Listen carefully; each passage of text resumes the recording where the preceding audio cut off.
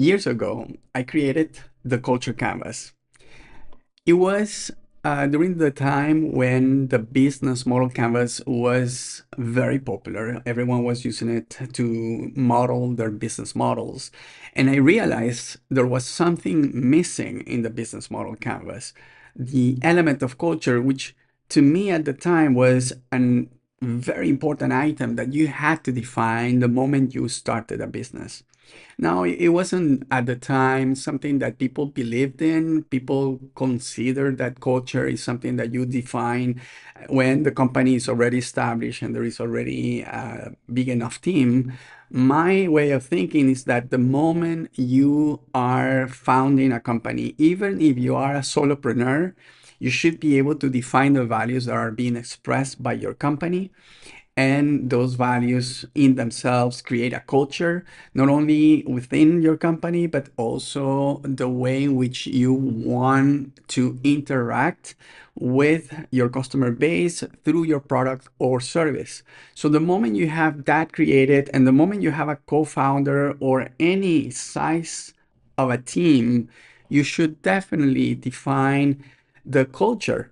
And as a matter of fact, I defined it as the minimal viable culture, which is the culture that's going to take you to that minimal viable product. And that needs to be defined from the get-go. Otherwise, you run the risk of being faced with situations where you and your co-founders have to come up with the way in which you're going to react, and that will keep you from being agile and adapting to the situations as they come.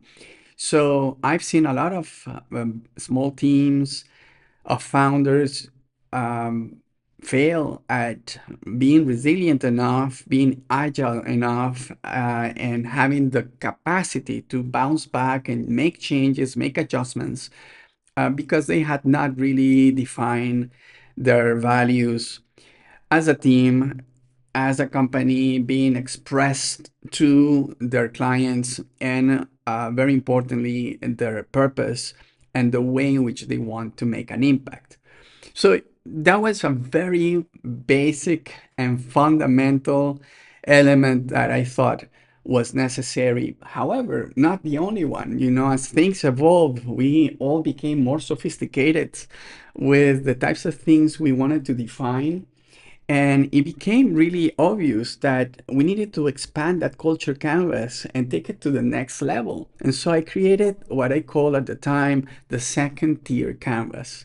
Now, this really took things to the next level as far as creating more of a sense of awareness in the team. And it wasn't just about behaviors as expressions of values, it was also about the rituals that were sacred for the expression of those values, and creation of habits that would really embed those behaviors in which that were really essential for the culture. So it was really taking it to the next level, where those behaviors were so embedded that they were really an expression of their truth.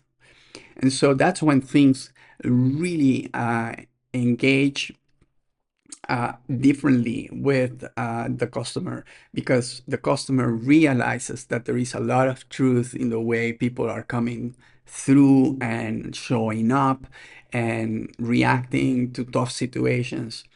So that then, instead of metrics, I believed that these should be measured by patterns. Basically, a habit is a pattern, is a repetition of things that generate a result. And so it was evident that KPIs by themselves were not going to be descriptive. We needed to have a sense of what are the patterns and how are those patterns together generating a compounded result. And so it was very evident to me that leaders at the time needed to raise the bar, not be so transactional, and start really seeing the whole. That's why I talked about the holistic factor and understanding the organization as an organism, as a system that was within a larger ecosystem where you were able to generate value, impact, and benefits that would ripple. So all of that became clear to me from a conceptual perspective. Naturally, when you talk to companies that are in a process of survival, they just need to see the numbers and how to make the sale and how to survive the next quarter. And the attention is driven by that and not by a grander view of things that could be long term and could be more systemic. However, I always thought that leaders needed to dedicate some time for that long view because that's where the resilience is. That's where you build your muscle, your insurance of continuity. And so that's something that maybe wasn't easy to enable at the time because we didn't have the tools. Now, with AI, it is more viable to keep track of the data that would indicate what are the patterns and then understand what are those key performance patterns instead of key performance indicators. So CEOs and the top management at this point should actually shift into that way of measuring. Instead of thinking of KPIs in a very direct and transactional way, what are the patterns that would influence the bottom line? And understand how the sequence of these patterns work, how to measure them, and how to realize value by developing them in a very proactive way. So all of this naturally requires a sense of high awareness. And that's why we define this idea of the holistic being proposition. So instead of a value proposition on its own, what is the being proposition? In what state of being are we when we come to work? How is that awareness really enhancing our own self-awareness and the situational awareness at large so that we are better able to understand how the patterns are in fact activated and being deployed across the organization. If you don't have any awareness of that, then you won't be able to understand the impact of those patterns. So my message for this video is if you are a leader trying to take it to the next level, think not of transactional KPIs by themselves, which is already a great element to keep in mind and to measure because it's hard to improve anything without measuring things. However, there is more to it, right? What is beyond this idea of KPI? Is there a pattern in my organization that is making me stronger? Or is there a pattern that is draining my energy, keeping me from having the capabilities to adjust, to be agile, to be adaptable?